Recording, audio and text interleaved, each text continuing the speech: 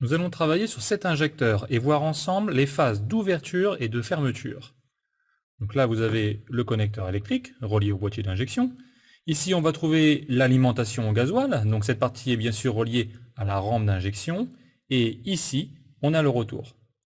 Alors bien sûr, il diffère un peu de ce que l'on peut trouver en automobile, où les alimentations et retours carburant sont présentés différemment. Mais le principe de fonctionnement ne change pas.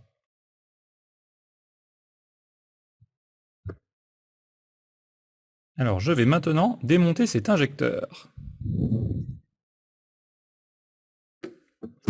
Voilà. Alors, vous avez donc ici la buse à travers duquel le carburant va pouvoir passer, dès lors en tout cas que cette aiguille va se soulever.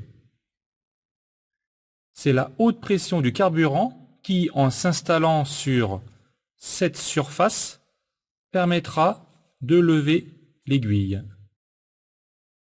Alors, en revanche, il faut savoir qu'il y a toujours du gasoil à ce niveau.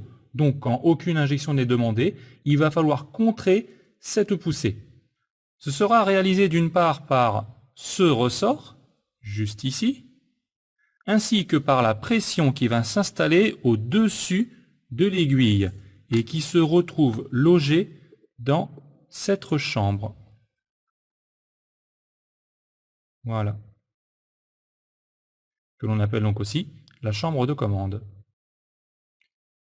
Quand l'injecteur est piloté, on vient alimenter cette bobine. Cette bobine va permettre, dès lors qu'elle est alimentée, de lever ce petit clapet qui est juste ici. Alors, vous voyez, le mouvement est extrêmement petit et on vient agir sur le petit clapet là qui bouge au milieu, vous voyez. Ce petit clapet va nous permettre de créer une fuite dans la chambre de commande. Je le rappelle, est placé juste ici. Si du gasoil fuit de la chambre de commande, alors la pression qui est installée au-dessus de l'aiguille de l'injecteur chute. Et donc la pression, bien sûr, qui est restée en dessous de l'aiguille de l'injecteur, elle n'aura plus de mal pour contrer la raideur du ressort placé juste ici. Ainsi, l'aiguille se soulève et l'injection est possible. En réalité, 150 bars environ suffisent à écraser ce ressort.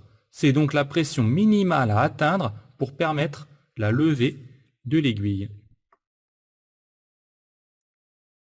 Tout ce qui fuit de ce clapet ira directement au retour injecteur. Et donc bien sûr, quand l'injecteur est désalimenté, le clapet reprend sa position d'origine, il n'y a plus de fuite au retour, auquel cas la pression dans la chambre de commande augmente et replaque l'aiguille vers le bas.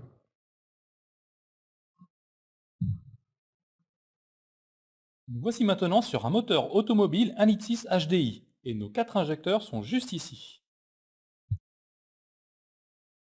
Par rapport à l'injecteur présenté, on voit que l'alimentation carburant, reliée au rail, se fait via ces tubes et on trouve au-dessus une rampe recueillant tout le retour gasoil des injecteurs.